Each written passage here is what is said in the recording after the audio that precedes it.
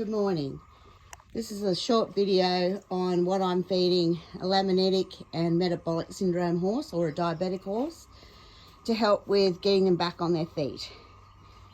I've got multi-cube hay cubes, which is a teff and lucern hay cube. This is what really turned things around for my horse. Now that's them dry. They're hard. I wouldn't feed them. I can hardly separate them. I wouldn't feed them dry because you would get choke. Now that all fluffs up. Takes about 20 minutes with cold water, and that's minimum. They do absorb a lot of water and they're very fibrous. Also, I'm going to soak some maxi soy fibre pellets, and I add a little bit of Copramax to that. So 1 dipper of maxi soy to half a dipper of Copramax.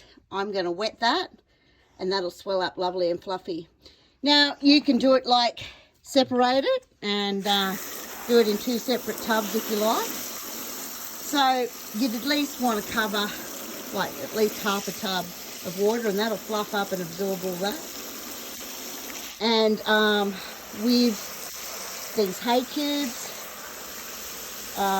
they're going to fluff up and absorb quite a bit of water as well.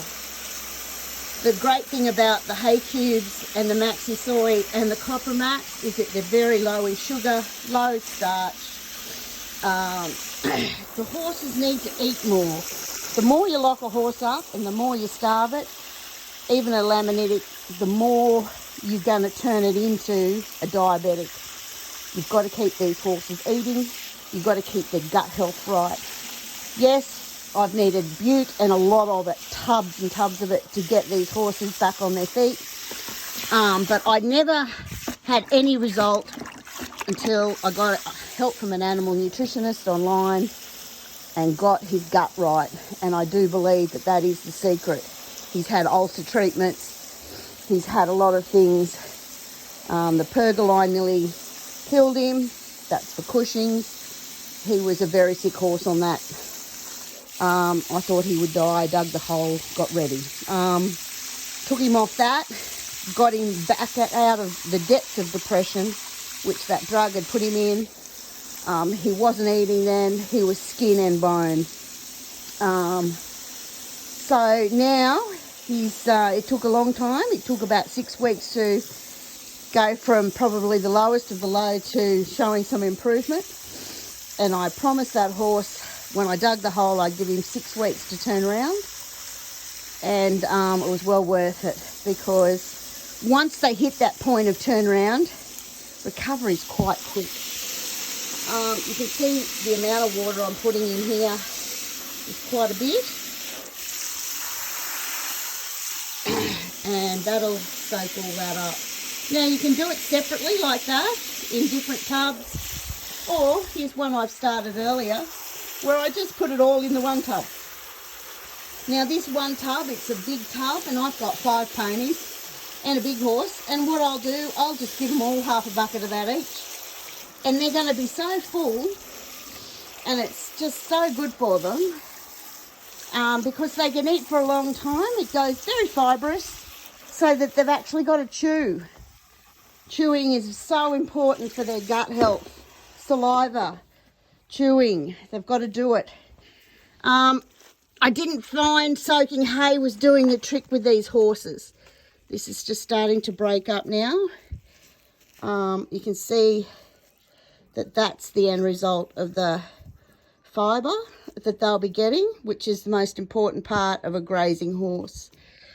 That's your maxi soy. His tub. Maxi soy is pretty quick, especially in the summer. In the winter, if it's cold, just use hot water, and it doesn't take long at all. There's your maxi soy when there's no hard lumps left in it. Safe to feed. And this, still hard as a rock, so that's going to take quite a while to come good. I would not feed that under half an hour. But this one, I've only started working on 20 minutes ago, and it's nearly ready. So when you can break it up like that, and then you mix it all up, there's still quite a bit of water in this, but it'll keep absorbing. and then I'll put that into a bucket, and I use trim as well. I'm trying to remove a fat pad from a metabolic syndrome horse, and I'm giving this product a go. I've heard very great things about it. I also use a gut wellbeing powder, and yes, still for that lemonitic, you've got to keep the pain away, so you must keep them on bute, because if the pain comes back, then you get the steroid release in the body, which then circles the laminitis back around because of the stress hormone that's released. Okay, thank you for your time. Bye.